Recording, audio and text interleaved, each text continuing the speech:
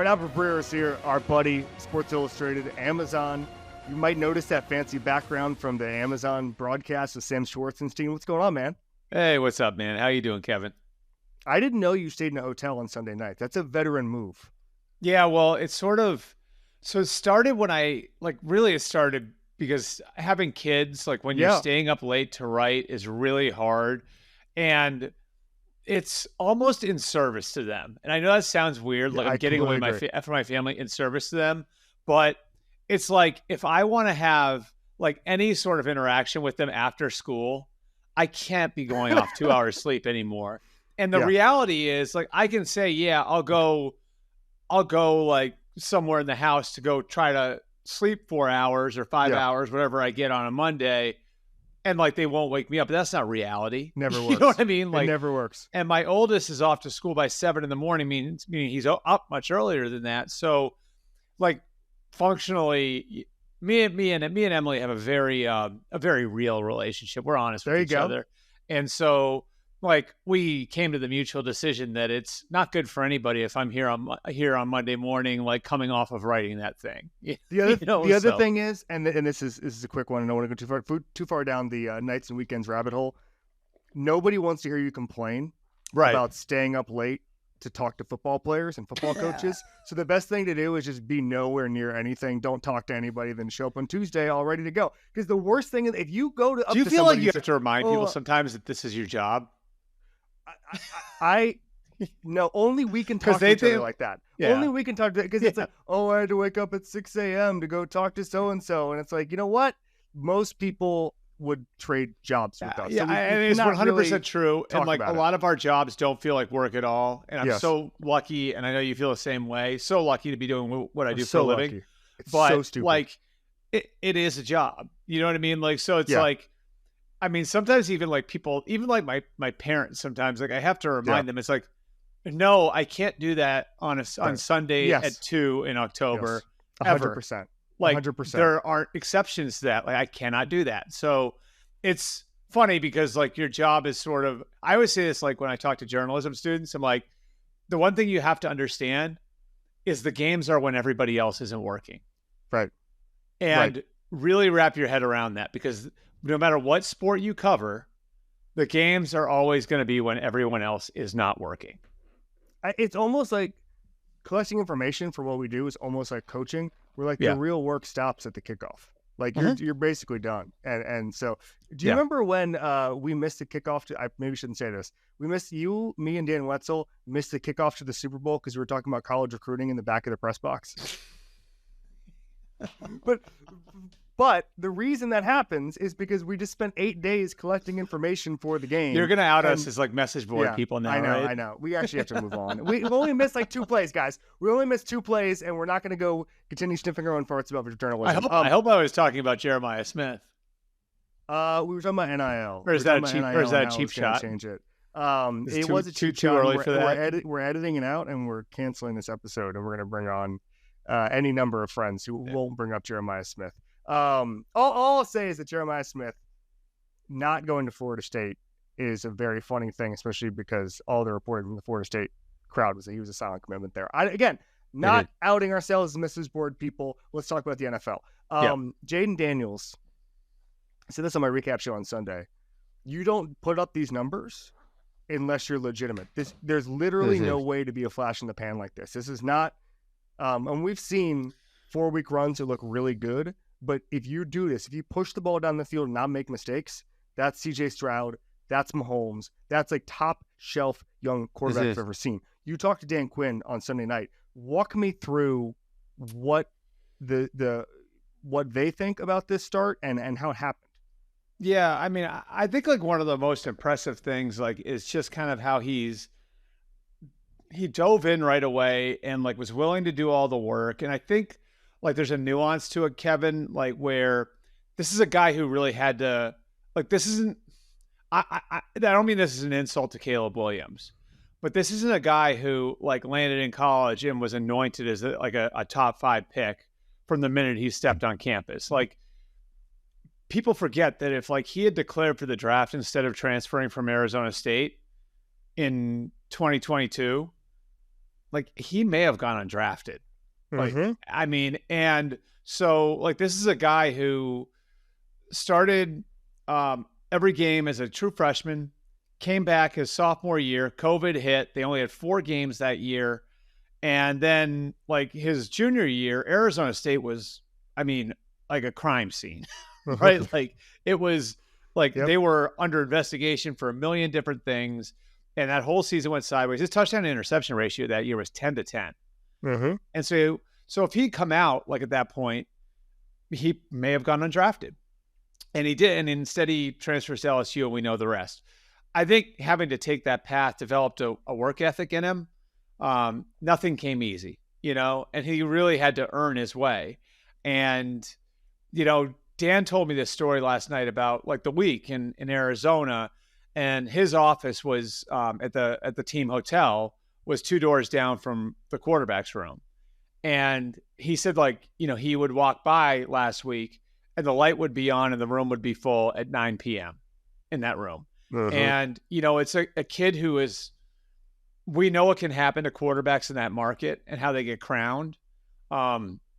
He seems like a guy, seems like a kid who's really understands he hasn't made it and understands there are more steps to take. And I think it was really cool listening to that part of it from DQ. And then, did you see the video that was going around Twitter? Him saying y'all can't F with me or whatever. Uh-huh. Right. So Dan, without even having seen that video, because I did bring it up to him after this, he said he's got this cross of humility and confidence that's really rare. He's and that'd be the one thing that we didn't know. We knew how hard a worker he was. We knew how good a kid he was, but we didn't really know this sort of swagger that he has, where he just has this cross of humility and confidence, which means I'm going to work for it, but I still believe I'm better than you, Uh-huh. So I think there's that part of it, that really gives you confidence he's going to keep building. And I remember being there in camp and just how freaking smooth he looks. That's the word for it, right? I've known Kliff a long time, and, Kliff would explain it everything he does looks very natural. And the best way, after talking to Kliff and hearing that, and then watching him practice, it was everything just looks smooth. Uh-huh. And I think that's really translated, right? You've seen it, right? What that looks like now. Yep. So, and he's doing it with sketchy receiver situation beyond Terry McLaurin, and with a tackle issue, right? I look at so many pieces of this, they're in year 1. This isn't walking into year 2 or year 3 of a program. He's on the ground floor. So It's really, really impressive. The completion percentage is unsustainable. Oh yeah, I'd say you mean the completion percentage in a 4-game span that's better than any player, including the number 2 is I think 2010 Peyton Manning, and number 3 is 2007 Tom Brady. That's not sustainable. Yeah, so that the completion percentage is not sustainable. I will put my foot in the ground and say that right now. The only team that ever had a higher EPA per play through 4 games in the NFL than the Commanders right now, 2007 New England Patriots. I think we got at the time the best offense ever by a wide margin. I think we got to give Kliff some credit too, don't you? Mm-hmm. I sold Kliff short, and we can do this talk right now. Yeah, I did not think Kliff was a good hire, but there are 2 things. So I talked to Vita Pritchard in camp, and we talked a lot about how we know what Jayden Daniels does well: inside fades, seam routes. We know what that looks like. They know what that looks like. They asked Jayden what he does well, and obviously it's the same stuff you see on tape. But then more than anything, Kliff, because he's been in both levels of football, understands how to translate that language, which I don't think every OC would be able to day one. It's just say, this is the NFL version of what you're running in college. So that's maybe where I made a mistake. I thought Jayden Daniels was going to start hot. I went on the Simmons podcast and named him as one of the most exciting guys to watch in year 1. Yeah. I didn't give enough credit to Kliff, and it looks like I was wrong. Have you read I've read about 5 pages of it. Sorry, Mike, I'm going to dive into it more, but have you read any of Silver's book yet? Have not. Okay. So that book, for people who don't know, is about the Shanahan tree, and, Kyle and McVay and LaFleur and all the guys, Mike McDaniel, Raheem. And the first thing in the book is players, not plays. Right. Uh-huh. And, when when I think of Kliff, like I think like a lot of people forget that he played in the NFL and that he played for Belichick and that he played for Charlie Weiss and that he played in an incredibly complex system that was all about manipulating matchups and maximizing your personnel and coaching to the talent that you have. And although he is like a Mike Leach guy and came up as like as air raid, he has a lot of background in like complex pro systems. And I think he's like done a good job of adapting that. I was surprised how many coaches even when he was in Arizona, I was surprised how many coaches told me how Arizona was the toughest offense to prepare for because it was so different. Right. And like people wouldn't think you'd get that answer from defensive coaches, but it was true because it manipulates space. Like the receiver splits are so different. Like there's just so many different things. They highlight players the right way. They're able to use players in different positions. The personnel groupings are unique that way. And that was part of the reason why DQ hired him, was because he was like, DQ said this to me last night, like Kliff was like one of the hardest like offensive coaches to game plan against. And so I think he deserves credit for adapting what he did. The same way like Andy Reid took spread principles and applied them to what he was doing West Coast wise when he brought in, I think it was Chris Alt from Nevada, right? For pistol, For the pistol, to adapt, like, and if you remember like 2017, where Alex Smith comes out and they're running all this motion and everything else. Like what we didn't know at the time was that Andy was preparing to hand that offense off to Mahomes. Yes. Mahomes was sitting then. The smart coaches are adapting all of that stuff, and I think Kliff's done a better job of that than he gets credit for. Two things. Number one, I remember Kliff Kingsbury played for the Patriots because, unfortunately, Scott Pioli, for Kliff, Scott Pioli told a story about how drafting him, the Patriots, was such a mistake because his hands were so small, which is a tough story for Kliff. They basically in the cold and the snow, he couldn't grip the football because it doesn't match up with everything else. There's a lot of swag there, and he's got baby hands, according to Scott Pioli. That's just the way it goes. The other thing that gets lost in this, Andy Reid had Brad Childress on staff, if you remember, and his job was to watch college offenses. Yeah, I believe he was called spread game analyst. This was in 2016 or 2017. 2016, 100%. I remember that title, yeah. Because his job was to watch this stuff. And he actually said, this is kind of funny now, but he said Carson Wentz was the guy who was at that point in 2016, this is obviously the year before Mahomes, who was able to bridge the gap between college and pro. And he was able to run pro concepts or whatever. But like the thing that Andy understood was that the first person to conquer the spread offense in the NFL was always going to have an advantage. Chip Kelly started it, and you saw how he was able to punch teams in the mouth. He didn't have a second pitch. That was the problem. And Andy is always going to have a second pitch. And some of these other guys are always going to have a second pitch. And so we can go down this rabbit hole forever, but like Kliff and his ability to adapt has been extremely impressive. So it's funny you say that. Like, I'll just take one more dive down the rabbit hole. I had a conversation with Chip. I had a conversation with Chip when he first got to UCLA, and right after he got fired by the Eagles.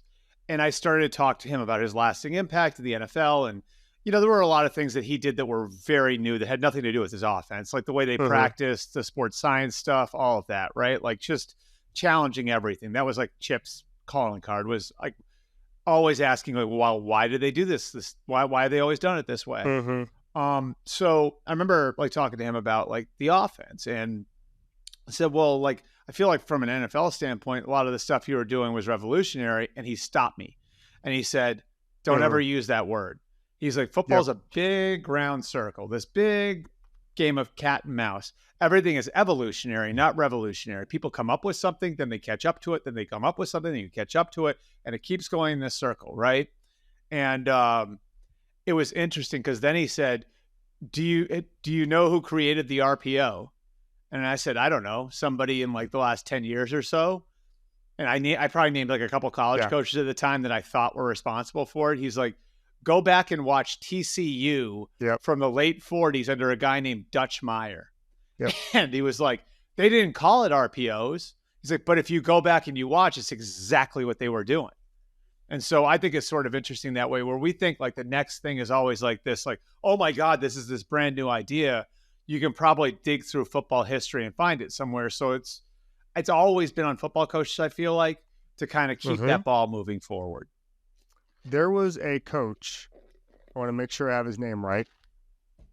I think Dutch Meyer was the name. I hope I didn't. Sorry, Dutch. I think you're right. Okay. There was a coach. Yes, Bill Yeoman. So I get a call one day at the Wall Street Journal, and it's from a guy named Bill Yeoman, and he tells me that, and I'm a huge, as you know, student of football. I'm if I have any blind spot, it's the Southwest, just because, you know, the old Big Eight, the old Southwest Conference, just not on my radar. I'm a SEC, ACC, Big Ten guy just because of the way my family was set up. East Coast guy. And this guy named Bill Yeoman is the former Houston coach. He was the coach of Houston for like 30 years. And he called me because he was laughing at all of my Colin Kaepernick is changing the NFL coverage, and, you know, the RG3 is taking over the NFL. We've never seen anything like this. And he was like, man, and we ended up having great conversation. Yeah. But he was just like, you're looking at Southwest Conference Big Eight football from 1951 here, man. And like, he's like, don't ever tell me the zone read is new. Don't ever tell me, you know, that what they're doing here, this read option stuff. Like, we've been doing this. Like, they're stealing our plays from the 1950s. I've never forgotten that. I love that. Like, you'd be mad if you were that guy too, wouldn't you? Yeah. Oh yeah. If like everybody was, if you're like, you're 80 years old and you're rocking chair on the porch and like in like South Texas or something, and like you turn on ESPN and all of a sudden here are four guys on a desk talking about how football is being reinvented. How Mike Shanahan invented the read option in 2012. Yeah. And you were running it with some guy from like Laredo in like 1955. Yep. Exactly. Why should you bet with Caesars Sportsbook? 2 words: Caesars Rewards. Every bet brings you closer to the types of benefits only Caesars can offer. Hotel stays, VIP experiences, sports and concert tickets, and more. It's not just an app, it's an empire. All right, so let's talk a little about the Cowboys here. I don't know what to make of the Cowboys ever. I think that last week's game showed you that the gap between the Giants and the Cowboys isn't that big. Doesn't look like it's a very talented roster right now. Is there an appetite ever to blow this whole thing up, or is Jerry always going to default towards the conservative approach? Well, it's kind of interesting because I think after like the Matt Rule contract, and I mean, one's escaping me, but there have been a couple big contracts lately, like Kliff. Like Kliff had just signed an extension. I know that there was like an owner push to stop eating like 3, 4, 5 years on big contracts. And I'm not going to use the C word, but I think there has been some things that have been discussed in ownership circles about the way people are paid and all that different stuff. We'll leave that at that. Sure. So, you know, sending Mike McCarthy into a contract year was a very interesting move. And it's one that, you know, I talked to Stephen Jones this summer about this, and then again more recently, and asked him, like, he said how, like, what a great job Mike's done, and you know, and going through everything this offseason and handling everything, and so I was like, so, like, why not extend him then? And Stephen's answer was pretty much flat out, like, that's a Jerry question. And you know, Stephen is pretty open, like, he doesn't not answer these things very often.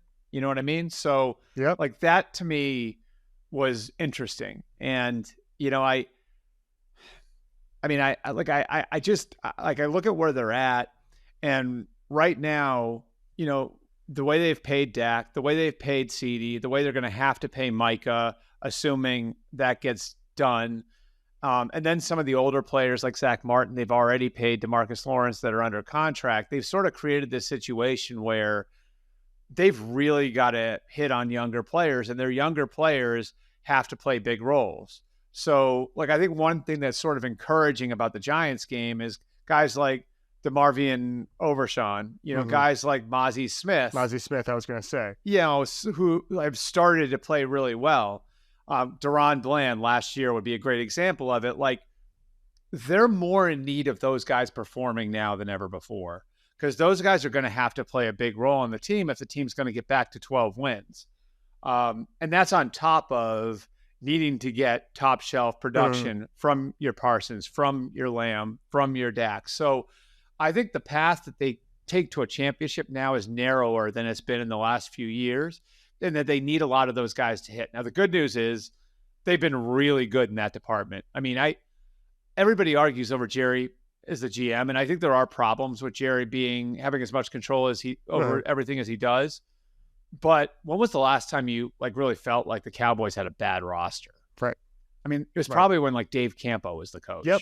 Truly. So they've generally done a really good job drafting and developing. And so there's reason to have confidence in Will McClay and his department, that the right guys are on the roster, that the Cowboys, Mike McCarthy and his staff are going to be able to develop them, but they have to hit on a lot of those guys now. And I think where the Cowboys are right now is getting used to playing a very different style of defense under Mike Zimmer, and then starting to figure out who they are offensively. And, another rookie, Tyler Guyton, is going to have to be a big piece of the solution now, with Tyron Smith gone. Cooper Beebe at center. They've just got a lot of young players that are going to have to grow up fast to get back to the level that they've been the last few years. Two more questions to get you out on. We'll start here.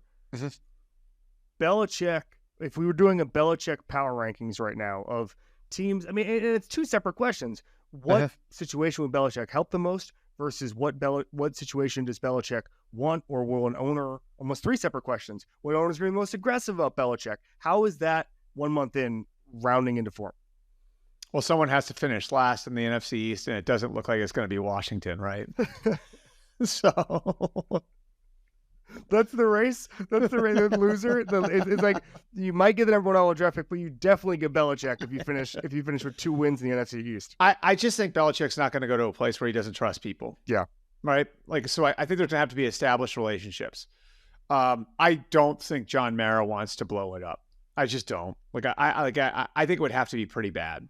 And it's easy to forget that Brian Daboll won 13 games 2 years ago. And I think you view it a little differently if you view Daniel Jones for what he is, which is right now he's the bridge quarterback. If you view him, if you look at his salary, he's not worth $40 million a year.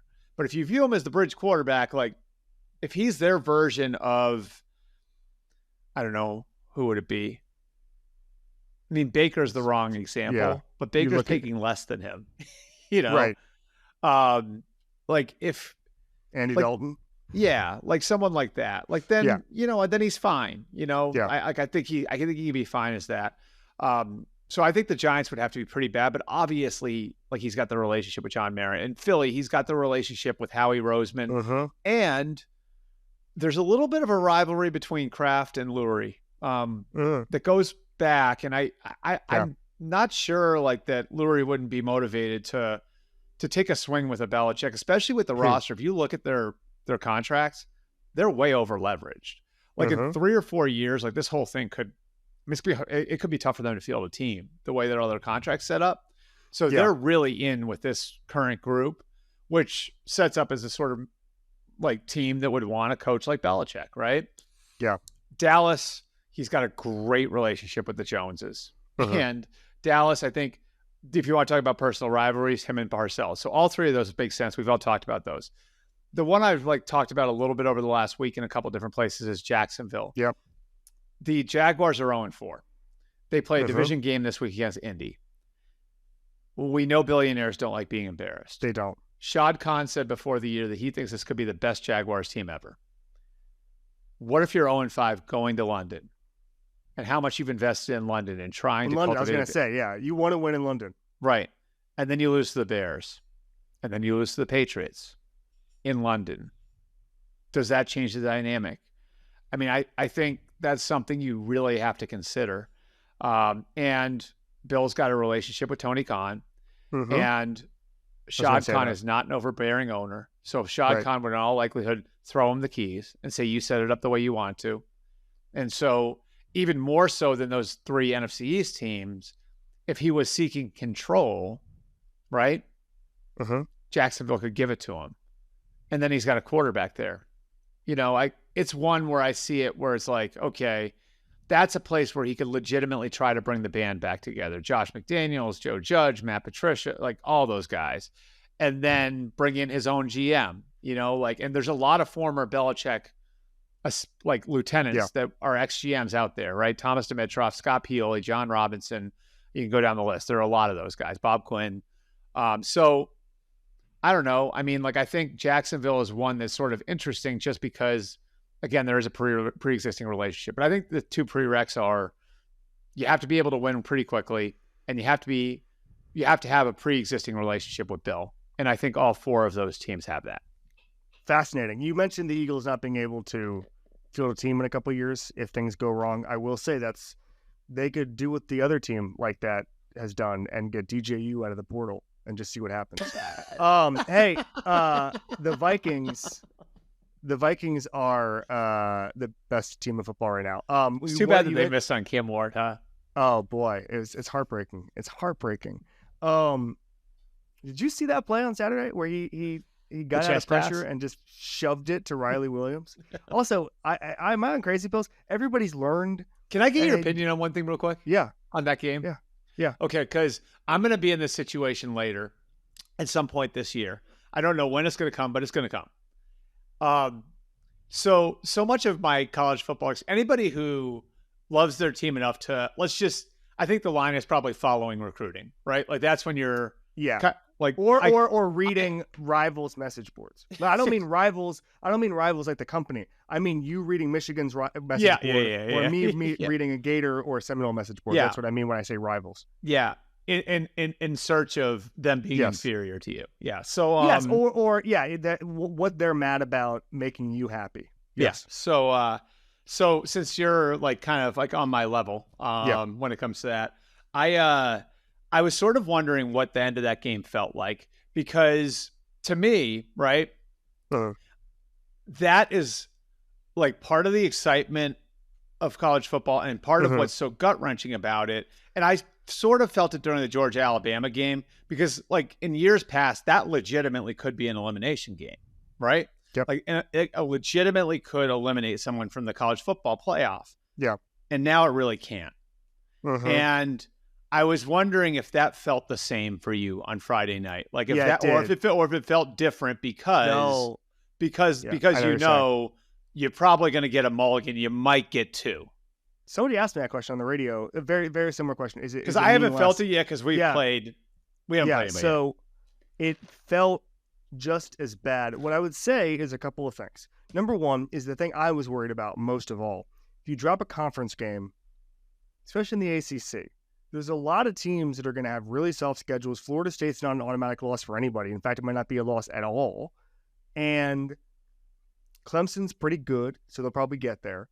And then you end up in some weird tiebreaker with 4 other one-loss teams or whatever, and then you don't even make the playoff, right? I think Miami's a big enough brand to where one last loss Miami gets in, but we still have Louisville on the road and a night game probably. That's going to be a tough one. So I'm going through all these scenarios, and I'm just we have to win. But then beyond that, I think the biggest thing is just emotionally, with Miami trying to climb back to what it was, you can't lose the game. You simply can't lose the game. And so when during the review process, I was pacing back and forth. I felt exactly like I would have in 2005 to 2015, whatever. My wife, because 05 was 05 is even more of a zero-sum game. Yeah, of course. Because at that point, it's you lose a game, you're probably out. Of course. Yeah. And if you lose 2 games, you might as well just shut it down, start playing the freshman. Yeah. So my wife, which is always what I root for in that situation. My wife, who at one point had fallen asleep and didn't really know what was going on, right? Had not really watched the game. She's doing a bunch of other stuff. She saw me and she said, so the review took, I think, 5.5 minutes. She said she spent the entire 5.5 minutes thinking of how to console me if it doesn't go the right way, and she never came up with anything. So she was celebrating because she felt the relief of being I don't actually have to console my husband That's who's great. going to fall to his knees. And so she brainstormed, couldn't come up with anything. Do you want to hear something hilarious? I do. My dog is scared of me when I watch Ohio State football. And I'm not even kidding. And I can actually remember when it first started. Yeah. It was like during a Penn State whiteout game. I think it was the one, it might have been the one we lost, where they blocked the field goal and ran it back for a touchdown. Just a terrible way to lose a game. And my wife is upstairs. We're still relatively new in our house at that point. We just moved to the suburbs, I think, the year before. And Emily's upstairs, and she's like, why is Gunner cowering in the corner? And wow. And she was like, I think it's because you were freaking out that whole time, and you were tense, and your tension rubbed off on him. And I'm like, no, there's no way. So then we play another tight game a couple weeks later, and it freaking happened again. And now, like he knows when Ohio State is on, and he is on freaking eggshells. Wow, that's a new level. I when we played Texas A&M last year, I woke my son up from a nap because there was they fumbled. We forced a fumble like in our own red zone, so their red zone, and I just screamed ball so loudly that my son woke up from a nap. That's the one thing. Yeah, no, really, that's the one annoying thing I have is when there's a loose ball, I do yell ball like an assistant coach. I can't. I coach my kids team now. I can't help it. I'm yelling from the sideline. I have that. I can't break that tendency. Because I'm normally annoyed at coach speak. The one thing that's driving me crazy is, and we actually use it in one of our segments, but like people who are not involved in football but refer to plays as reps. I just hate like, oh, they won this rep. And it's like, why don't you just say he beat the left tackle? Yeah. Like, just say that instead. All right. That's neither here nor there. We were talking offline about how good Kevin O'Connell was. Yep. And I agree with you. And I first thought about this. Obviously, he was winning games. But Chris Sims was on the show a year ago around this time. And I asked him to rank the playbooks in the NFL. And he said Kevin O'Connell is right there with anybody else. Take me through the job he's done with Sam Darnold and what this even looks like. Yeah, I think like this, what's been so interesting about this year, like at the quarterback position, is sort of the nature versus nurture thing, right? Like where you have the reclamation projects, Geno Smith, Baker Mayfield, and of course, Sam Darnold. And I remember feeling really confident that Kevin was going to figure it out with Sam, because I think Sam, I watched, how much of the Christmas game did you watch, the blowout? Did you watch the fourth quarter of that game? I don't think so. Okay, so I watched the fourth quarter of that game. I was right. I was working in my office, whatever. It was Christmas night. The kids are asleep, all of that. And I just kind of like glanced up and saw Sam Darnold was in there. And so I'm like, oh, like that's interesting. The Niners were down by 1 million. The Ravens killed them. And Sam led a drive down the field. And I watched it. And I'm like, oh, my God. He looks like a completely different player. And no one really paid attention much to it. But I just like it's not like I'm a scout or a coach, but just watching it, I was like, holy crap. Like, it looks like he can really play. Now, this is in garbage time. Who knows how much the Ravens dialed back, whatever. But he looked like a real player. So after the Vikings signed him, I remember asking Kevin, like, did you guys see this? Like, was there? He's like, yeah. He's like, and then if you go back and you look at the end in Carolina, you see some of the same stuff. And so, like, what he's done, I think Sam is like a great example of the misperceptions about certain things where when he came out, I think because people saw like the Orange County USC quarterback, they thought he was this evolved like player for the position. He wasn't at all. Like they ran Clay Helton's spread there. He was like a multi-sport athlete in basketball who hadn't had all the classic quarterback training. I believe you might know this. I think he was like a linebacker as a sophomore in high school and like only played quarterback his last 2 years, whatever it was. He was really raw. And then he goes to the Jets. And after 1 year, he's playing for Adam Gase, who's trying to use him like Peyton Manning, which I think is where the ghost thing came. I sort of feel bad for him. Like that's where the ghost thing came from. He has so much going through his head. Like that's the whole thing. And the other thing, I'm sure you've heard this before. I've had coaches tell me about that comment in particular. Their quarterback has said a lot worse to them, and it didn't get on Monday Night Football. Right. That was a failure of there's a vetting process. I know on Mondays with the mic'd up stuff, the PR staff literally just cut stuff. I don't know who vets that There stuff. were some people who were pissed about that. Yeah. Typically, the Jets were pissed about that. I know typically, that stuff gets left on the cutting room floor when it's live mic'd up stuff. Mm-hmm. And there were people who felt really bad because they were like, I've had offensive coaches say, like, my quarterback, who's a lot better than Sam Darnold, has said far worse to me. Yeah. So anyway, like, I think, like, the other thing, like the all the Shanahan coaches have that saying, the illusion of complexity, right? Mm-hmm. And it's, things are easy and fast for your offensive players, but they look difficult and complicated to the defense. And, like, I think one of the things that people miss with the Shanahan offense, and it isn't this way for everybody because they adapt it differently if they've got a player like Aaron Rodgers in there or whoever else. Mm-hmm. But generally, they take the like, one of the reasons why Kyle brought Alex Mack with him from Cleveland to Atlanta to San Francisco is because they take the protection calls from the quarterback and give them to the center.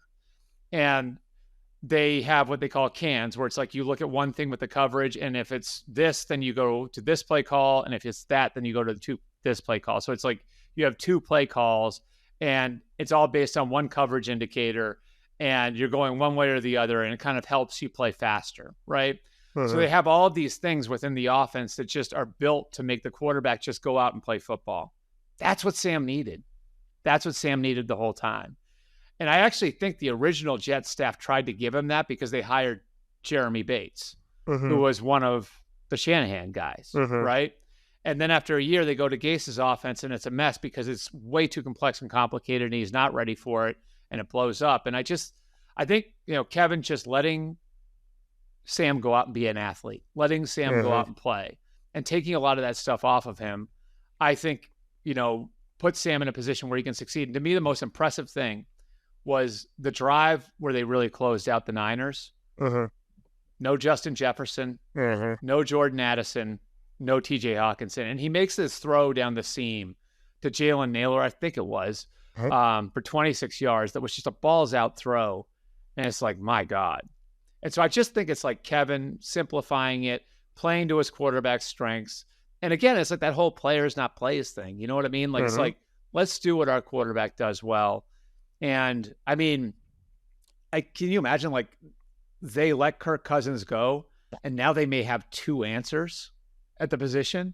Incredible. Right? And I don't know what, we could go on this for an hour, but, like, I did some radio with Mike Tannenbaum yesterday, and somebody was like, one of the guys was like, what do you do with Sam Darnold right now? And Mike said, do everything you can to keep him. Yeah. I don't know about that. I think Kevin O'Connell can make JJ McCarthy work. I think I trust the coaching staff here. It's a nice problem to have. If I think JJ showed enough, frankly, that he's the future of the franchise. So you don't want to offer Sam Darnold the Baker Mayfield contract, and then all of a sudden you end up being the Falcons, and you have a really weird situation in the locker room and the succession plan. Well, and if he can do this for Sam, of course, he should be able to do it for JJ, right? Yes, I agree. So, like, I think it's like, it's a really good example of, like, how there's probably a small number of guys who can do this with a quarterback, mm-hmm. And Kevin's certainly one of them. And I know he hasn't won anything yet, right? Like, he's Correct. Been to the playoffs once. He's been the head coach there for 3 years. If we're talking about, like, the next 10 years, I don't know if there are 5 coaches I would take over Kevin. Yep. I mean, Sean and Kyle, right? Like, but how many more do you, Andy, because of age, I don't know if you put him in that group. Like, John Harbaugh, because of age, would you put him in that group? Like, there's just, like, there are a couple that you think the world of. Mike Tomlin, like, Kevin's, I don't know. If I'm the Wilfs, like, I don't know why you haven't done an extension already. They haven't? Nope. He did a 4-year deal. He did a 4-year deal in 2022. And he's got less than 2 years left. And I don't know. I mean, the Dolphins redid McDaniel. I don't know why. I don't know why you don't redo Kevin. Like, what more would he need to show at this point? If I'm them, I try to make sure he's my coach for a long time. And also, the Vikings are not like this isn't the Bengals. Like, they typically take care of business when they need to be taken care of. So that's something that's interesting to me. All right, Albert Breer, thank you so much, buddy. Get some sleep. Sleep at home. No more hotels for 6 more days. I'll see you soon. All right. Thanks, Kevin.